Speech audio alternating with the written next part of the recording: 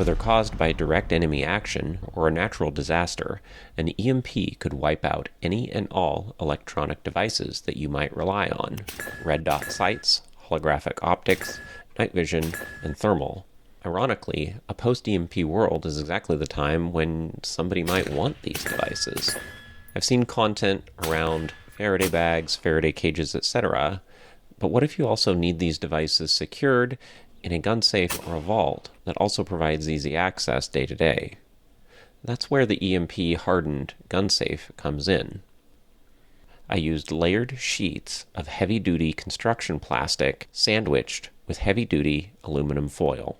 All of this was made into a large continuous sheet to minimize seams and gaps. I laminated the layers together with 3M spray adhesive, and once complete, I lined the entire inside of my gun safe in the material. The hinge mechanism is well hidden behind the insulating material. For this project, I used 2 layers of heavy-duty aluminum foil between 3 layers of heavy-duty construction plastic.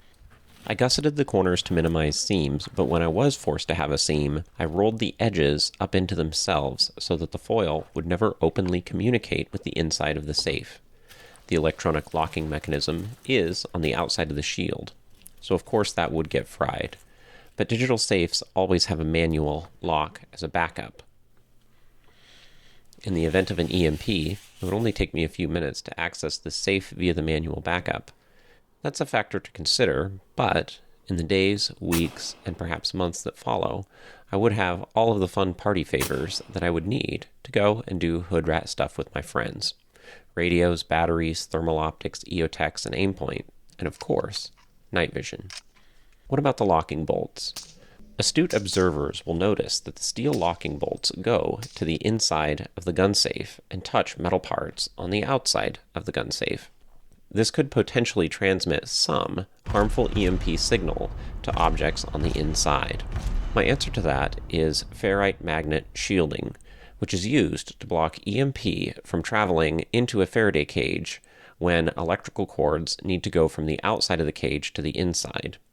Such magnets can be placed around the steel locking mechanism to shield locking bolts for additional protection if I desire that in the future. Faraday cage EMP consideration. I had a choice on whether to shield the inside of the safe or to completely encapsulate the outside of the safe to shield it. For this particular installation, it made better sense to me to line the inside of the safe, but someone could also choose to line the outside and create a magnetic door flap to cover the digital keypad.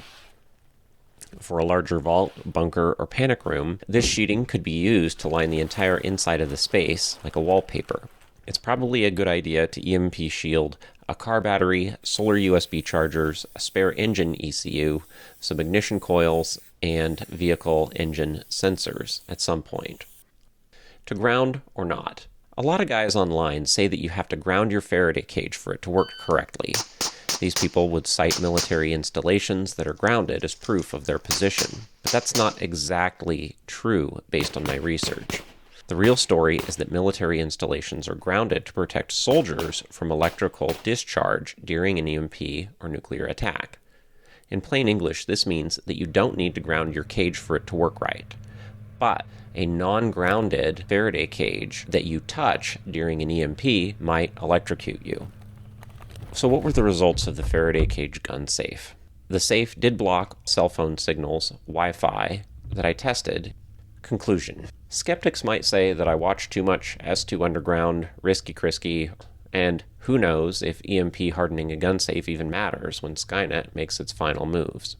Critics may say that we'll all get loot dropped by a naked dude on meth with a Mosin Nagant, or we'll all just waste away with dysentery, Oregon Trail style. On the other hand, if God is for us, who can be against us? With that in mind, it might make sense to plan on surviving bad times.